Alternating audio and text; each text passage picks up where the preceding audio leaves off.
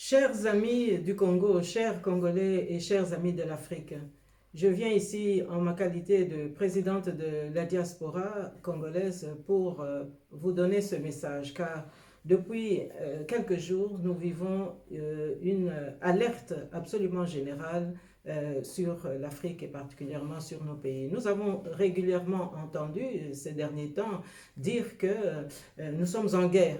Oui, nous, Africains, nous sommes en guerre depuis très très longtemps. Nous sommes en guerre contre la famine, nous sommes en guerre contre la pauvreté, contre le sous-développement. Et pendant toutes ces années, nous avons eu beaucoup de difficultés pour surmonter tous ces fléaux. Et je voudrais ici vous dire aussi que cette guerre à laquelle nous sommes confrontés, c'est aussi des guerres d'occupation.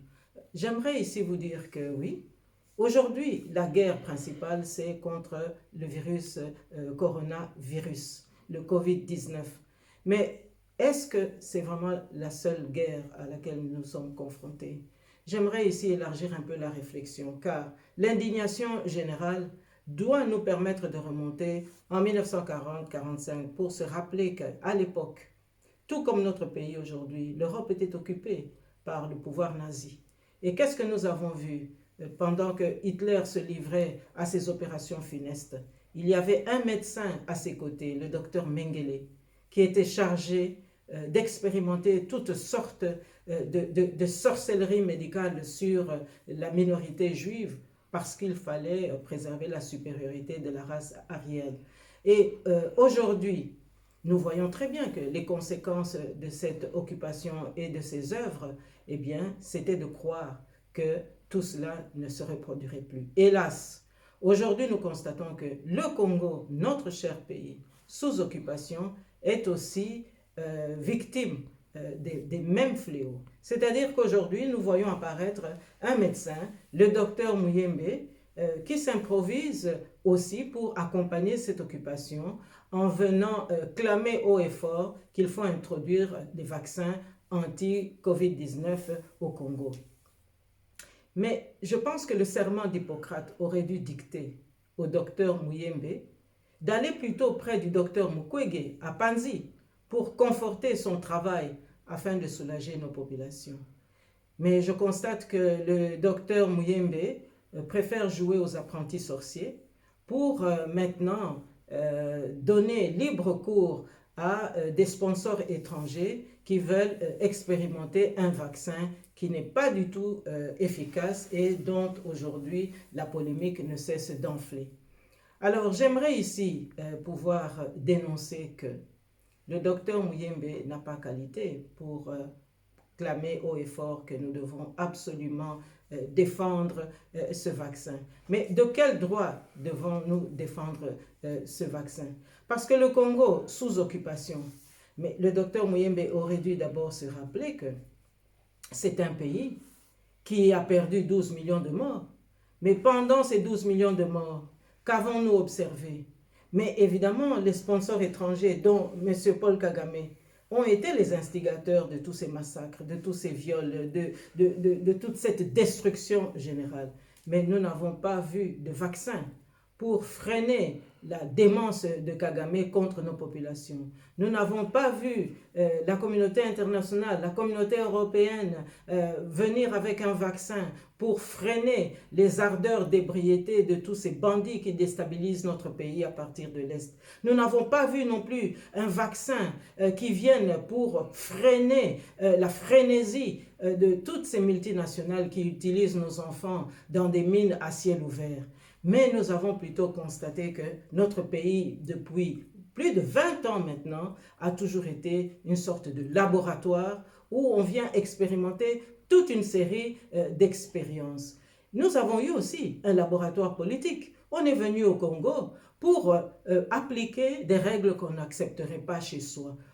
Par exemple, nous avons eu le 1+4, des régimes politiques où on vient imposer des seigneurs de guerre en lieu et place des démocrates. Nous avons vu aussi qu'on nous a imposé la fraude électorale, on a expérimenté la fraude électorale, on a poussé les populations à accepter la manipulation pour qu'on puisse chaque fois utiliser ces faiblesses afin de mieux soutirer les richesses de notre pays. Nous avons vu comment M. Kagame, avec son armée, l'occupation militaire, l'infiltration a été encouragée par les mêmes tenants et aboutissants qui encouragent aujourd'hui le docteur Muyembe. Et donc c'est pour vous dire, chers amis, qu'il y a un double agenda.